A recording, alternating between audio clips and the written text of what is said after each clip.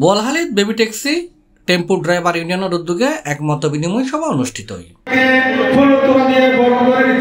জানুয়ারির 6 তারিখ সোমবার শ্রমিক নেতা আমির হোসেন বাদশাহ সভাপতিত্বে অনুষ্ঠিত সভাত প্রধান অতিথি হিসেবে উপস্থিত আছেন জাতীয়তাবাদী দল বিএনপির নির্বাহী কমিটির শ্রম বিষয়ক সম্পাদক চট্টগ্রাম বিভাগীয় শ্রমিক দলের সভাপতি এম নাজিমুদ্দিন। বোয়ালখালী পৌরসভা শ্রমিক দলের সাবেক সিনিয়র যুগ্ম আহ্বায়ক মোহাম্মদ এনাম, যুগ্ম আহ্বায়ক জেবল হোসেন সার্বিক তত্ত্বাবধানে ও আমিন মুস্তাফার সঞ্চালনায় এর বিশেষ অতিথি আছেন সমিতির সভাপতি আব্দুল মান্নান, সাধারণ সম্পাদক মোহাম্মদ জামাল হোসেন।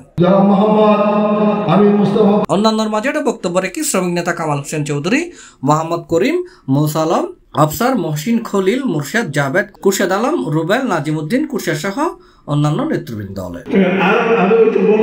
C+ TV, Chittagong.